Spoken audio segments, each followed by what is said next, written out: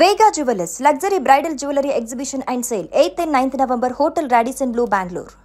తెలంగాణలోని చేవెళ్ల సమీపంలోని మేర్జాగూడలో జరిగినటువంటి టిప్పర్ బస్సు ప్రమాదంలో 19 మంది చనిపోయారు. అందులో ఆర్టీసీ బస్సు డ్రైవర్ దస్తగిరి కూడా చనిపోయారు. గతంలో అయినా ఇదే ఆర్టీసీ బస్సుకు సంబంధించినటువంటి ప్రమాదంలో చాలామంది ప్రయాణికులను తన చాకచక్యంతో అప్రమత్తతో కాపాడారు. కానీ దురదృష్టవశాత్తు ఆయన ఈ ప్రమాదంలో ఇప్పుడు ప్రాణాలను పోగొట్టుకున్నారు. అయితే దస్తగిరి మృతి చెందడంతో వారి కుటుంబం ప్రస్తుతం చాలా ఇబ్బందులు పడుతున్నారు. ఒక రకంగా చెప్పాలంటే ఈ కుటుంబం ప్రస్తుతం వీధిన పడినటువంటి పరిస్థితిగా మారిపోయింది. ప్రస్తుతం ఈ విషయం గురించి మాట్లాడడానికి, వాళ్ళ కష్టాల గురించి చెప్పడానికి, అలాగే దస్తగిరి ఏం చెప్పి ఇంట్లో నుంచి బయలుదేరాడు, ఇప్పుడు ఆయన మృతితో ఆ కుటుంబం పరిస్థితి ఎలా మారిందో దస్తగిరి భార్య పిల్లలతో మాట్లాడే ప్రయత్నం చేద్దాం. మా నమస్తే అమ్మా. నమస్తే సార్.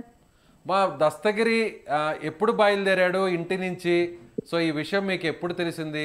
4 గంటలకు బయలుదేరింది సార్ ఇంటి నుండి. 4 గంటలకు బయలుదేరాడు. ఇప్పుడు ఇంటికి ఆర్టీసీ డిపోకి ఎంత దూరం ఉందమ్మా? మీరు ఎక్కడ ఉంటారు? 7 కిలోమీటర్లు ఉంటుంది సార్. ఓకే. సో మీకు ఎప్పుడు తెలిసిందమ్మా ఈ విషయం, ఇలా ప్రమాదం జరిగింది అని, మీ వారు చనిపోయారని ఎలా తెలిసింది? ఎవరు చెప్పారు?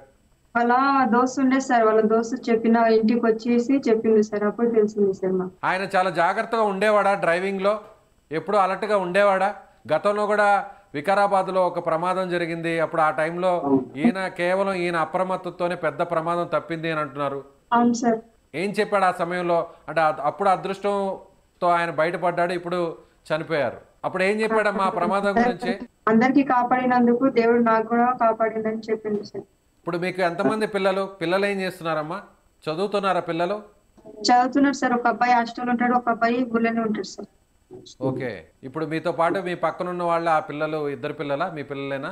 అబ్బాయి సార్, అబ్బాయి చిన్న అబ్బాయి సార్.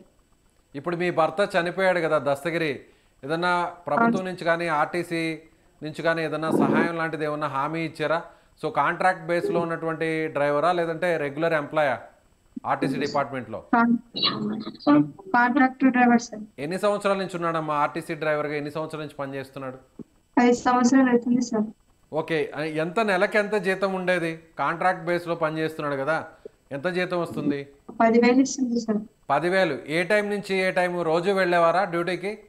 రోజు అంటే ఇద్దరు డ్రైవర్లు ఉంటుంది సార్. ఉండడానికి ఇల్లు లేదు సార్. పిల్లలకు చదివించుకోవడానికి ఏం లేదు సార్.